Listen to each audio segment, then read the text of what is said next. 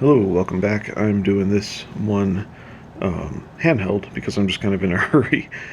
Let's see. This is Wrath by Scott Kish, Drew Smith, and Emmy Uterra. I can't read that. Anyway, all right. This is the first of several books that I kind of consider somewhat homespun.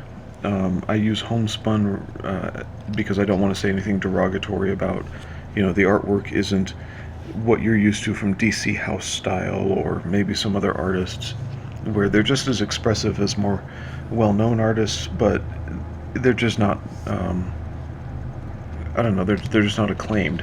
So, and there might be little problems with the artwork in this book. Just to get the negatives out of the way, I found a couple of lettering errors, and I don't mean like spelling errors. I mean, like balloons that don't follow. I don't remember where those are because I read this like a month and a half ago. But to jump into the story, it's a good story about, or it's a good. This volume one is a good introduction to, in three parts. It's sort of a three-act book, so it's got a simple structure to it. We've got our teenage procrastinator. That's redundant. No, protagonist. Our teenage protagonist and his girlfriend. Let's see.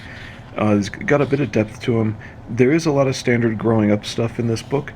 It's the dealing with the monster inside, but one of the things about growing up is learning how to deal with your emotions, and so this book takes that and as a form of sci-fi externalizes it.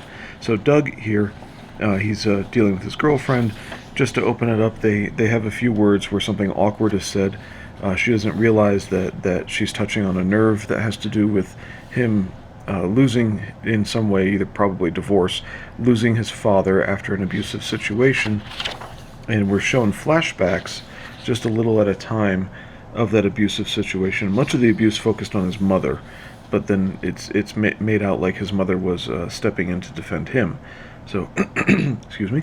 On his way home, when he's in a bad mood, because he's a teenager, he's like always in a bad mood.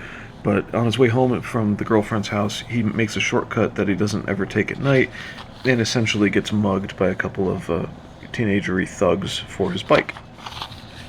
Maybe they're in their 20s. Another flashback to violence with his father, and his mom intervening this time, or in this flashback. He gets home to his mother and his stepfather, so his mother is remarried. And of course, he doesn't want to talk because he's a teenager. And this, I thought, if it's not an accident, is a really cool, deliberate thing in the artwork. As he's going upstairs, you can see there's perspective, angle on the body. Everything's sort of out of warp. That could be an accident, but it could also be deliberate. That he looks like a little kid here, which totally makes sense. He looks like an 8-year-old or something like that. And if that's done deliberately, that's a really good move, where emotionally he's still stuck somewhere with being 8 or whatnot.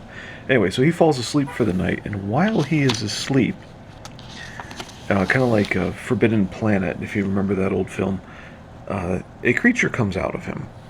And this creature essentially is like his id, his uncontrolled id. So there we are. And the creature goes and wreaks revenge on his behalf. So the two thugs in the woods fight this creature that's come out of him and even shoot at it. Where is he? They're shooting at him. The bullets sort of go through the creature, and then they run, get the attention of police and whatnot.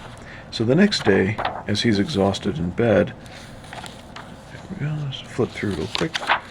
Nicole comes over. His mother is told, that she wasn't told exactly the whole story before, and that we're now into the third act where Nicole takes Doug out to examine what happened in the woods, because they're all looking at the incident and whatnot. His bike is found in the woods, and there's a cliffhanger there as the two of them missed the page, as the two of them run off. See if I can get that for you.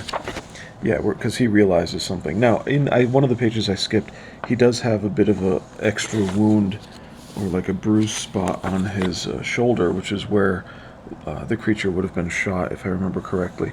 So, this is an introduction to the characters in 3 acts, and it's a basic growing up story. He's learning how to deal with the emotions inside, and discovering sort of that letting your emotions inside run wild like this can have really big consequences. This is a teenagery thing to grow up through. It's just all done visually instead of in therapy sessions or whatever.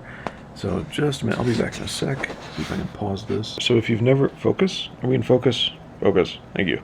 If you've never seen the film Forbidden Planet, I strongly recommend it. It's an old classic sci-fi, and it deals with a man's uncontrolled id that comes out of him, and it's a similar theme, except that he doesn't get hurt bodily. It's a good classic theme. So I like how they handled it in terms of in this book. I like how, I think it's going to be Scott Kish is the writer. I like how he handled this theme of the id inside, just because he's developing character, and he's not really preaching, he's demonstrating. There's really nothing preached yet, the book isn't that far along. He is demonstrating the worry and the problem, and worry and insecurity are what sort of characterize Doug for the most part. He's aloof, and just I'm surprised he has a girlfriend, to be honest. So anyway, with that in mind, I'm interested in looking at issue 2, which I think is just finishing on IndieGoGo. This should be available through Wicked. Oh, I like the creature. I do like he's all blue and sparkly and whatnot. So I think there's really not a lot more to say, other than they're doing good characterization on a worthwhile topic. So there we are. Oh, as far as the artwork goes, I said there was some, it's expressive, and that's good. It's a little bit gooey here and there, not a problem. So I'm looking forward to number 2. I actually have to go back it still. That's me. I just got to get on my calendar and do it. You can still get number 1 with the number 2 campaign that's going on, or that's ending really soon. Otherwise, try to track it down on the Wicked site. All right, thank you.